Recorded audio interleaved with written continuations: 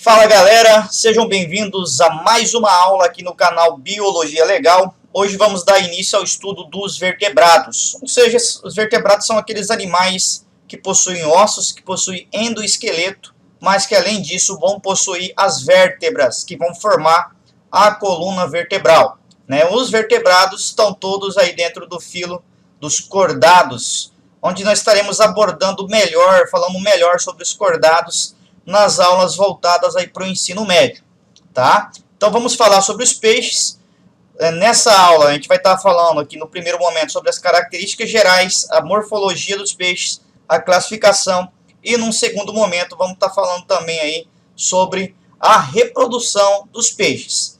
Antes de começar a falar, sobre os peixes, gostaria de pedir para vocês que ainda não se inscreveram no nosso canal Biologia Legal, que se inscrevam, que vão deixando o seu like aí, deixe seu comentário e, se possível, também compartilhe aí com seus amigos nas redes sociais, aí no Facebook, pelo WhatsApp, para ajudar a divulgação do nosso trabalho. Então vamos lá, vamos falar tudo sobre os peixes. Os peixes são aí, na verdade, a maior classe de vertebrados existente. Ela é a maior classe porque vai possuir aí em torno de 24 mil espécies catalogadas aí por todo o mundo, inclusive 3 mil espécies catalogadas apenas na floresta amazônica, apenas nos rios e lagos da Amazonas, aqui eu tenho alguns exemplos de peixes, o Pandacra pygmaea, que é o menor peixe do mundo, com apenas 1 centímetro, esse peixinho aqui bonitinho, e esse peixe aqui, o tubarão-baleia, que vai ser, o contrário deste, o maior peixe do mundo. Pode chegar até 18 metros de comprimento. Recebe o nome de tubarão-baleia porque é um peixe, que se assemelha em tamanho aí com as baleias, que não são peixes, tá, pessoal? As baleias vão ser mamíferos, tá? Então, por isso, tubarão-baleia, é um peixe aí, maior peixe do mundo. Então, vamos estar falando aí tudo sobre esses animais. Os peixes vão ser todos animais aquáticos, a sua grande maioria é marinha, ou seja, vão viver em mares e oceanos, e uma característica interessante dos peixes é que eles possuem um corpo em formato fusiforme, formato aí de um torpedo, de um míssil, Esse formato fusiforme, ele é muito hidrodinâmico e facilita aí o deslocamento desses animais aí dentro do meio aquático, daí o termo hidrodinâmico. Continuando, falando sobre o formato, falando das características, os peixes vão possuir nadadeiras, ele vai possuir as nadadeiras dorsais, geralmente são 2 pares de nadadeiras dorsais, um par de nadadeiras dorsais, as nadadeira caudal, a nadadeira anal, as nadadeiras ventrais e as nadadeiras peitorais. A finalidade dessas nadadeiras é ajudar aí na sua locomoção, dentro da água e também para estar guiando o trajeto desses peixes aí dentro da água. Além disso, eles vão possuir aí olhos, narina e boca, como a maioria aí dos outros animais. Continuando falando sobre as características, o corpo da maioria dos peixes é coberto por escamas e muco. Aqui um exemplo, o bagre vai ser um peixe liso, sem escamas, é uma exceção. Já o pirarucu é um peixe que possui aí o corpo totalmente revestido pelas escamas. Esse aqui é o pirarucu. As pessoas usam aí as escamas desses animais para estar fazendo aí brincos, joias, para estar adornando aí o corpo das mulheres. Vamos dar continuidade. Os peixes têm uma grande característica aí, que é o mimetismo, ou seja, eles conseguem, eles têm algumas espécies têm um formato do corpo aí que facilita na sua camuflagem, no meio de algas, no meio de plantas marítimas, ou até mesmo o solo, Aqui, por exemplo, o peixe-flauta, que está aqui no meio dessas algas, a gente quase não consegue distinguir ele, aqui.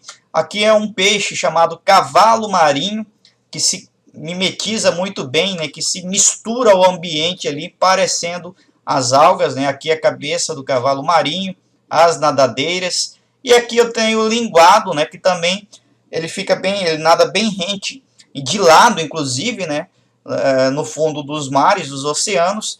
E aí tem uma coloração bem parecida com a coloração do solo ali, da areia, da terra ali do fundo do mar, o que facilita aí que ele se camufle, né, que ele se mimetize, que ele se misture ao meio ambiente ali, né? Além disso, os peixes vão ser pecilotérmicos, ou também, né, chamados aí de ectotérmicos. Eu prefiro o termo ectotérmicos a pecilotérmicos, mas o que vem a ser pecilotérmico ou ectotérmico, que são sinônimos? São animais aí que a temperatura corporal vai estar sempre variando de acordo com a temperatura ambiente, tá? Isso que significa o termo pecilotérmico ou endotérmico. Um animal que não mantém a sua temperatura constante, mas sua temperatura vai estar se alterando de acordo com a temperatura do ambiente. Vamos falar agora sobre os peixes, né? Os peixes vão ser todos vertebrados, que possuem as vértebras. Aqui eu tenho uma radiografia aqui de um peixe mostrando as vértebras aqui, né, formando a coluna vertebral. E eu vou ter dois grupos de peixes: os peixes ósseos, que tem o esqueleto formado por osso, e os peixes cartilaginosos, que tem o esqueleto formado por cartilagem. Então eu tenho esses dois grandes grupos. Vamos começar falando aí dos peixes cartilaginosos, né, que não possuem ossos, mas possuem o endoesqueleto e as vértebras aí todas formadas por cartilagem. Exemplos de peixes cartilaginosos: os tubarões, a quimera e a arraia, né, são todos aí exemplos de peixes que possuem um endoesqueleto formado por cartilagem, tá? Peixes cartilaginosos também são chamados de peixes condríctes, tá? Que em alusão à cartilagem. Então, e os peixes ósseos vão possuir o endoesqueleto formado por osso. Os peixes ósseos também são chamados aí de osteíctes, né? Osteíctes, ossos, né? Possuem o endoesqueleto formado por osso. Aqui eu tenho a foto de um peixe abissal, um peixe que vive aí no fundo dos oceanos, locais bem profundos. Aqui uma outra espécie de cavalo marinho, o saropá, o baiacu, né?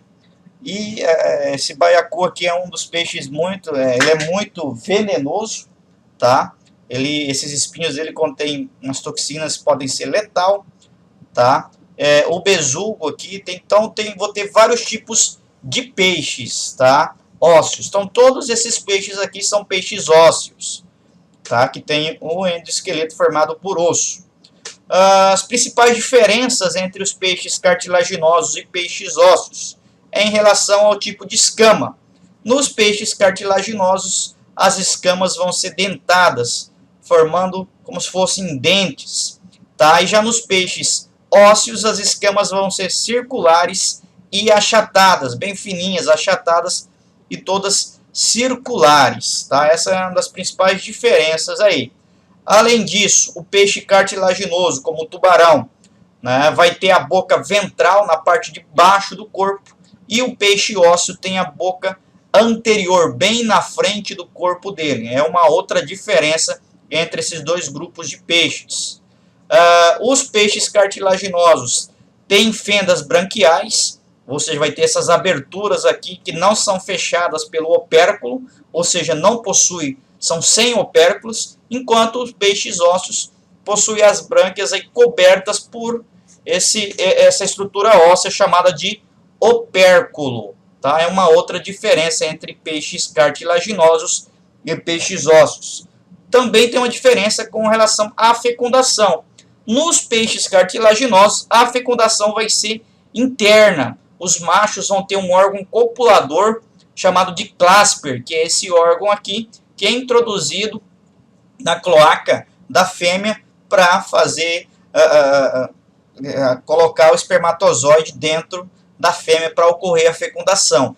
Já nos peixes ósseos, os peixes ósseos não vão ter opérculo e a fecundação é externa, ou seja, a fêmea coloca os seus ovos ali num ninho, o macho vem e lança sobre eles o espermatozoide, ocorrendo a fecundação fora do corpo da fêmea. Daí o termo fecundação externa, fora, tá?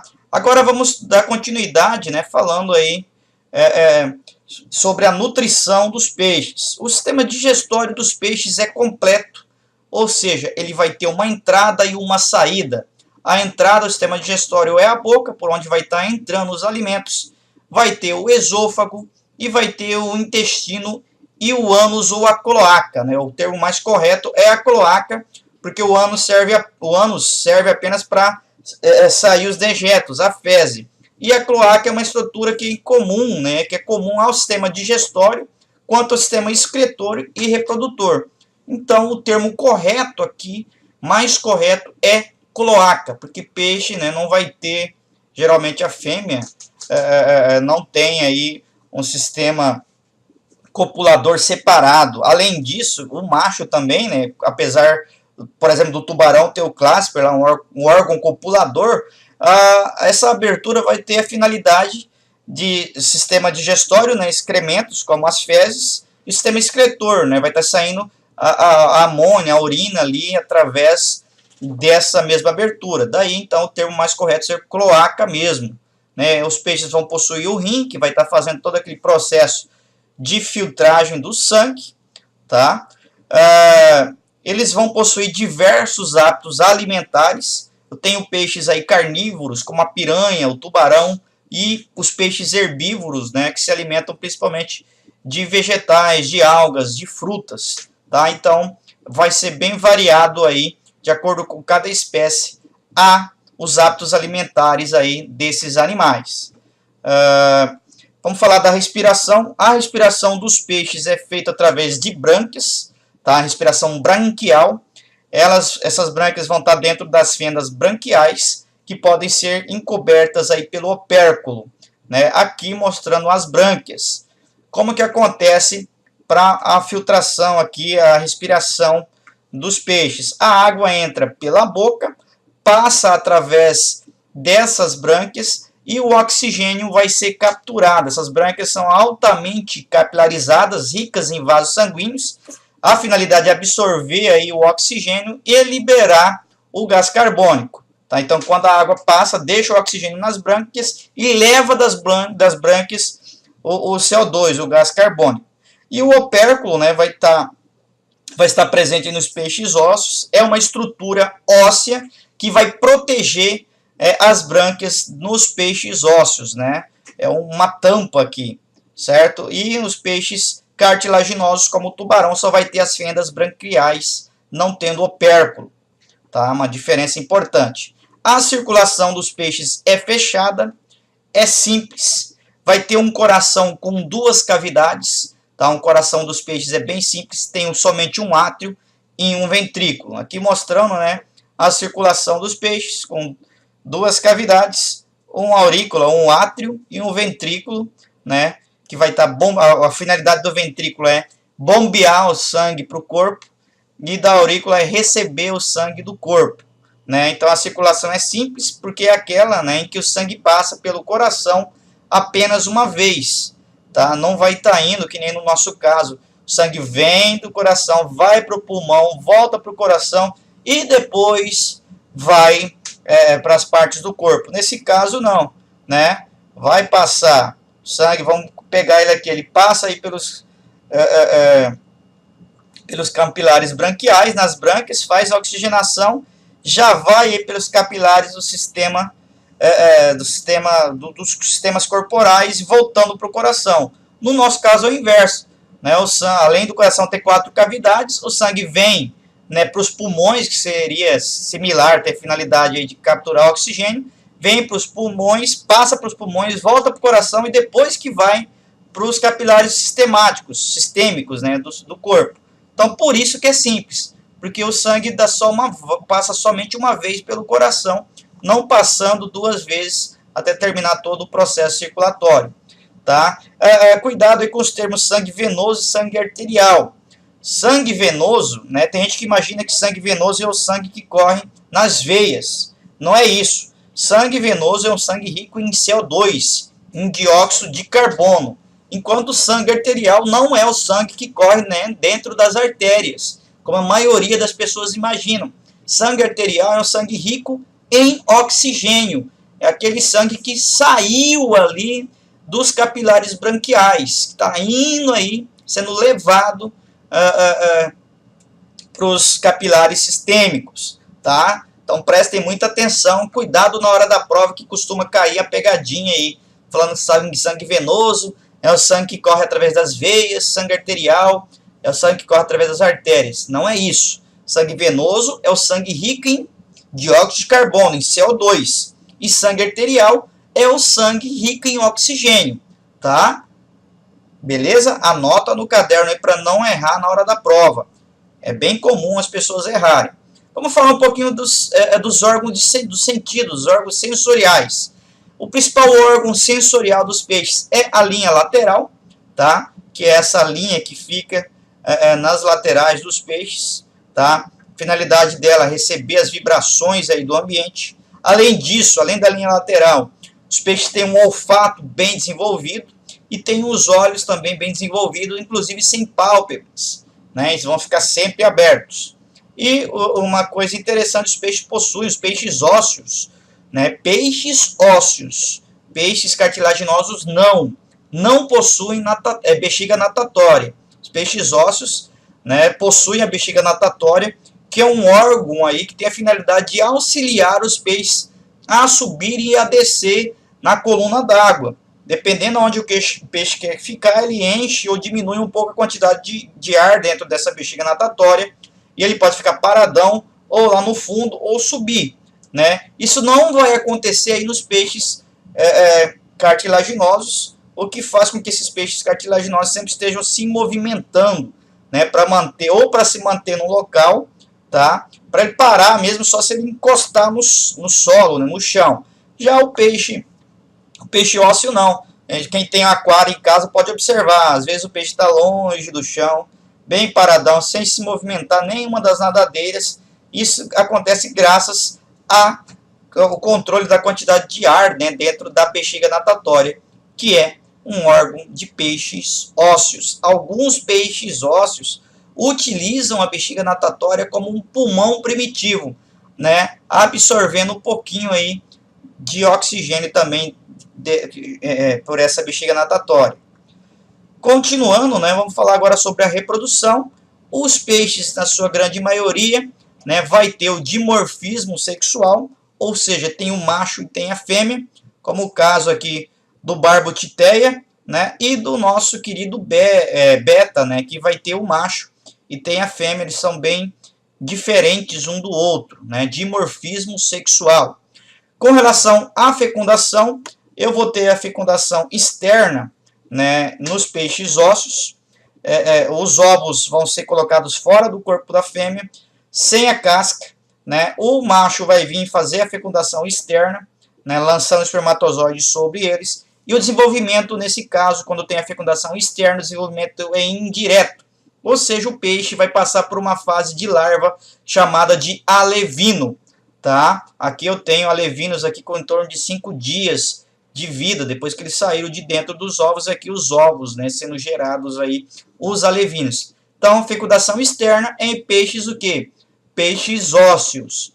Já os peixes cartilaginosos vão ter a fecundação interna, porque o macho possui um órgão copulador chamado clasper, que injeta o espermatozoide dentro da cloaca da fêmea e ele vai fazer a fecundação dentro do corpo. Nesse caso, alguns peixes são ovovivíparos. O que são ovovivíparos? São os peixes aí que retêm os ovos dentro do corpo até o nascimento, tá? E outros vão ser vivíparos, tá? Como algumas espécies de tubarão. Aqui mostrando o clasper e aqui um embrião de tubarão, tá? Que se desenvolve dentro, em algumas espécies desenvolve dentro da fêmea, mas em algumas espécies bota os ovos mesmo, tá? Então vai passar por desenvolvimento direto nesse caso, tá? Porque eles vão ser ou ovo vivíparos, onde o ovo, eles possuem ovo e o ovo fica dentro do corpo da fêmea, né, em algumas espécies, ou vivíparos que nem possuem ovos mesmo, né, já desenvolve ali dentro, fora do ovo. Essa foi a nossa aula sobre os peixes, espero que vocês tenham gostado, né, não se esqueça de deixar seu like, se inscrever, de compartilhar com seus amigos nas redes sociais. Um forte abraço e até a nossa próxima videoaula.